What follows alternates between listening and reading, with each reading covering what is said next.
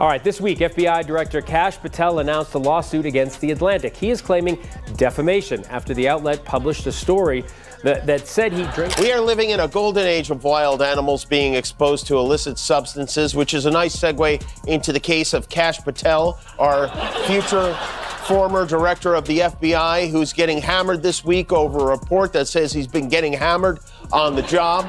Patel on Monday filed a lawsuit against The Atlantic. Things shifted fast the moment Jimmy Kimmel turned his attention toward Kash Patel and dropped a line that felt sudden, bold, and almost too unexpected to process right away. Whatever serious mood was in the room disappeared within seconds, replaced by a strange mix of sarcasm, confusion, and late-night chaos.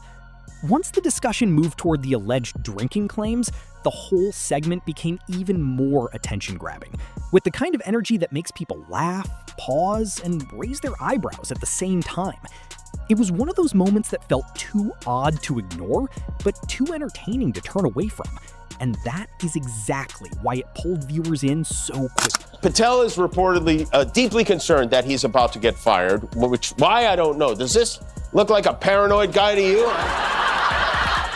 But the story says he has become known for bouts of excessive drinking and unexplained absences, so much so that on multiple occasions in the past year, members of his security detail had difficulty waking him because he was seemingly intoxicated. They requested brief. Before getting deeper into it, make sure to hit the like button and subscribe, because this is one of those stories that gets more surprising the longer it goes on.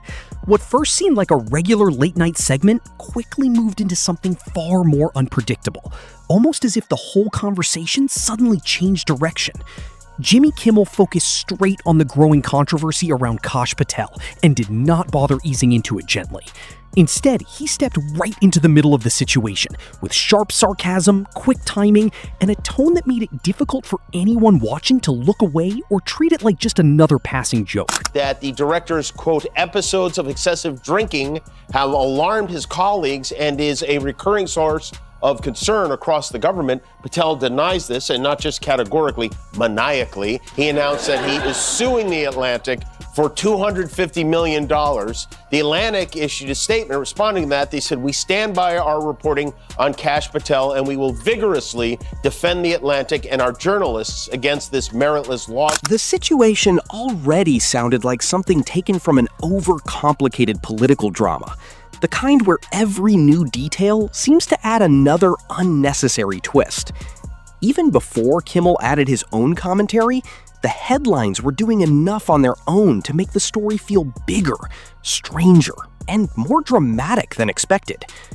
What could have been a straightforward controversy had already started turning into something filled with tension, curiosity, and a level of public attention that made it almost impossible to ignore. The Senate Judiciary Committee grilled FBI Director Kash Patel. It's an honor to be here with you today as the 9th Director of the FBI, to bring this fugitive to justice. We have also arrested, this may be the most important part, about to face charges at the same time last year. Ongoing investigations, that crime's free, and we're gonna keep going.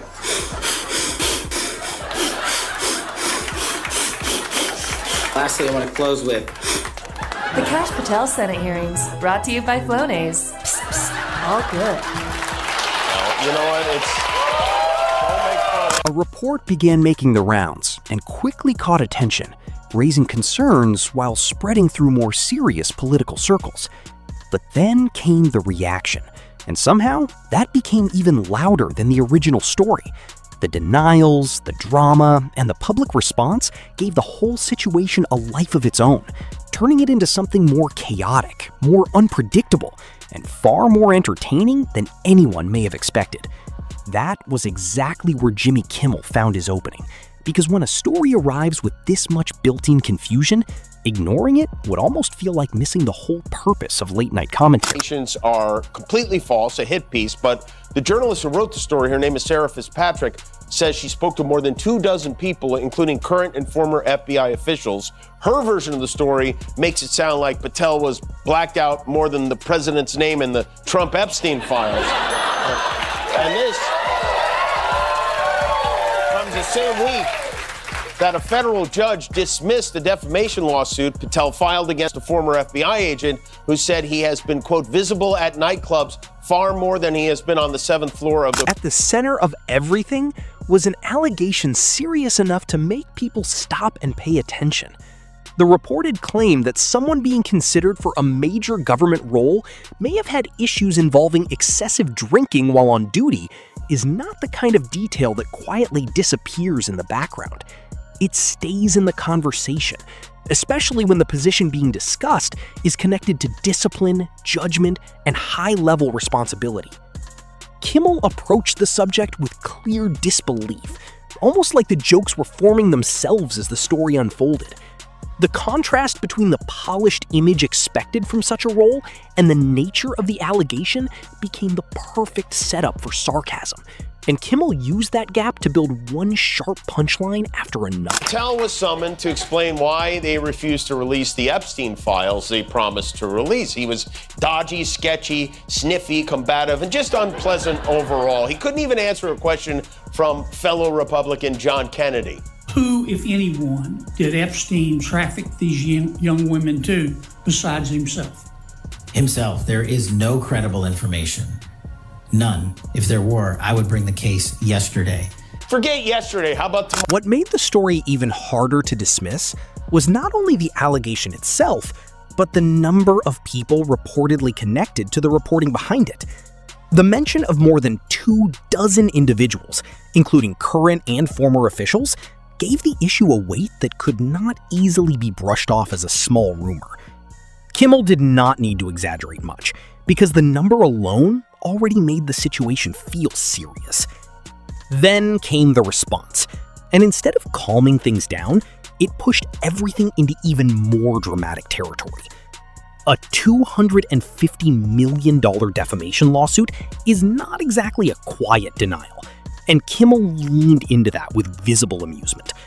A figure that large turns a controversy into a spectacle, and in many ways it brings even more attention to the very claims it is trying to fight. In the story is that Patel's been so worried about losing his job. Around 2 weeks ago, he had some trouble logging into his computer and freaked out because he assumed he'd been fired and they locked him out. The article said he called at least 9 people to tell him he had been let go. Then turned out it was an IT issue and he got back in.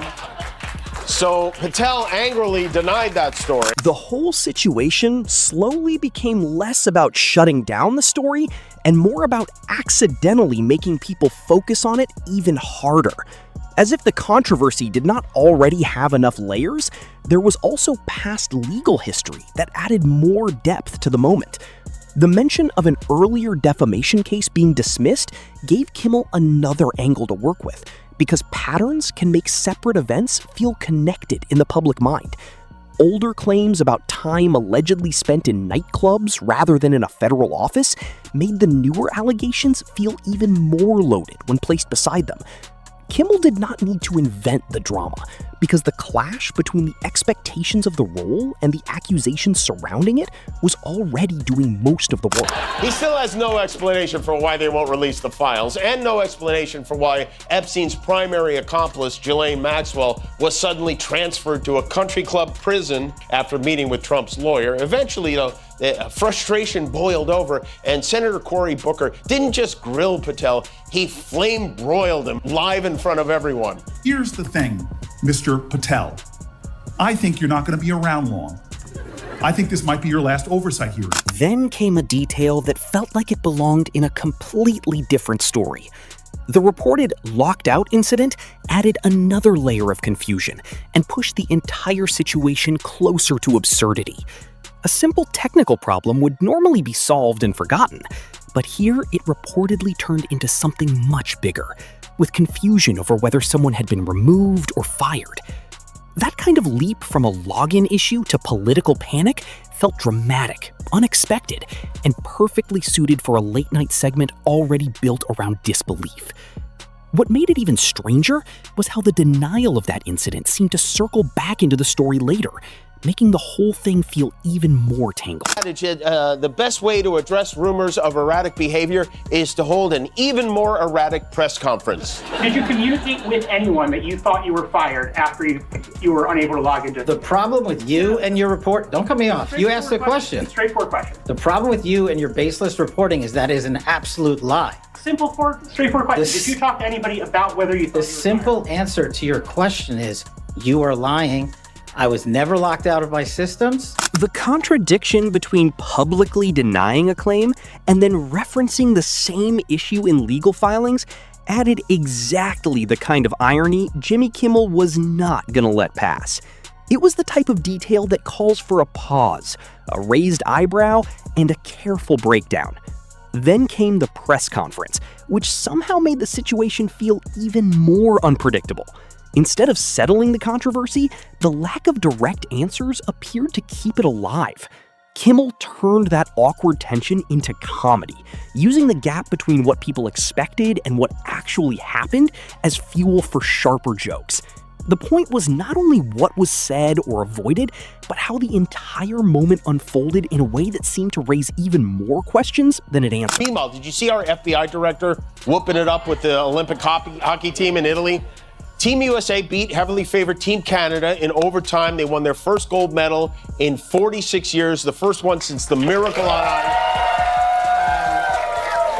The bad news is Kash Patel, not only was he at the game, he was in the locker after the game. You can see here he is bouncing around like the Adderall bunny or something, pumping his fists.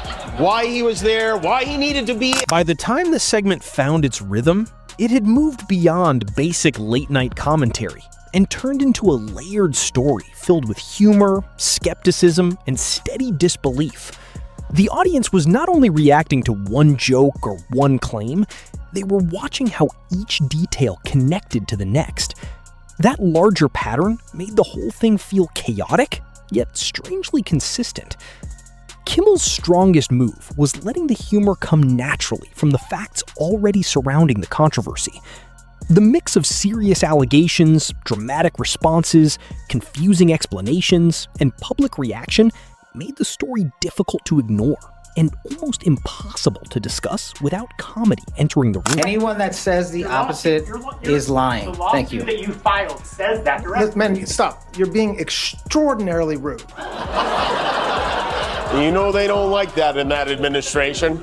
Now keep in mind, that the guy asking the question, that wasn't the reporter who wrote the Atlantic story. It was another reporter just asking if the story was true. And also, there is a specific account of Patel not being able to access his computer in the lawsuit he filed. From a comedy angle, what made the situation stand out was how every attempt to control the story seemed to create even more uncertainty. Every denial, legal move, and public response added another layer to a situation that already had plenty of material. Kimmel did not need to stretch the story too far because the sequence of events already felt almost unreal on its own. Beneath the jokes, the segment also raised bigger questions about judgment, reliability, and public perception. Kimmel was not simply finding humor in the allegations. He was also pointing toward what those allegations suggest when viewed against the expectations of leadership, responsibility, and public trust. He paid for it. He flew there on the FBI jet, which is especially rich coming from the man who criticized his predecessor, Christopher Wray, for doing far, far less. I'm not the defund everything guy. I'm just saying Chris Wray doesn't need a government-funded G5 jet to go to vacation. Maybe we ground that plane. $15,000 every time it takes off. Just a thought. And now, if you'll excuse me, I'm off to do Jaeger bombs with the hockey team in Italy. As the story kept unfolding, one thing became clear.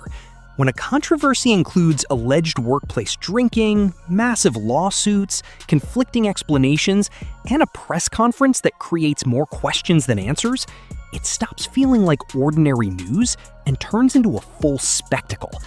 In Jimmy Kimmel's hands, that spectacle became sharp entertainment, with every new twist giving viewers another reason to keep watching. The deeper the situation went, the more it looked like an example of how not to manage a controversy already under public attention. Once the allegations were out there, every response added another layer for people to analyze, and Kimmel leaned into that growing spiral with the kind of amused disbelief that works perfectly when a story keeps escalating on its own. That you have not been intoxicated or absent during your tenure as FBI director. I can say unequivocally that I never listen to the fake news mafia. And as when they get louder, it just means I'm doing my job. So, no, then is the answer? No. He's so wound up. He's so angry. If only there was some kind of bottle of like a magic liquid he could drink and it would calm his nerves in some way. When someone linked to a role that demands discipline, precision, and composure becomes associated with allegations suggesting the opposite, the contrast becomes hard to ignore. Kimmel did not have to exaggerate much because the irony was already sitting in plain view. On the other side, the strong denial and aggressive legal response created a constant push and pull, where viewers were not only watching the claims, but also watching how those claims were being handled. That space is where Kimmel's commentary worked best. The more intense the response became, the easier it was for him to highlight the imbalance. The lawsuit especially carried a theatrical quality, because a number that large does not simply signal disagreement, it signals escalation. And escalation almost always attracts more attention. He probably won't have to worry about any more of those pesky investigations from the FBI. FBI Director Kash Patel sat for an interview with Fox News last night. And when I say sat, before I share this, I feel it's important to let you know the footage you are about to see was not altered in any way. Peter, thank you. Welcome back to Quantico, Virginia, the FBI Academy, and we're joined by FBI Director Kash Patel. They're so cute when they're little, aren't they? Oh my, I would have loved to see him. Kimmel's take kept circling back to the irony of trying to shut down a story in a way that only keeps it alive longer. The situation became almost paradoxical because the attempts to control the narrative appeared to feed the narrative instead. He picked up on that shift with sharp timing, especially when responses to claims about erratic behavior seemed to carry their own unpredictable energy. The segment also showed how repetition can shape public perception over time. When similar themes continue appearing across different moments, whether involving nightlife, workplace behavior, or public reactions, people naturally begin connecting those pieces, even when each detail technically stands on its own. Patel defended his little field trip weekly. He said he was at the Olympics to protect U.S. athletes by tasting their beer to make sure it isn't poisoned. And then you got Blobby Orr, who celebrated the hockey gold by posting this dumb AI video of... What stood out most was how small details suddenly became major parts of the story.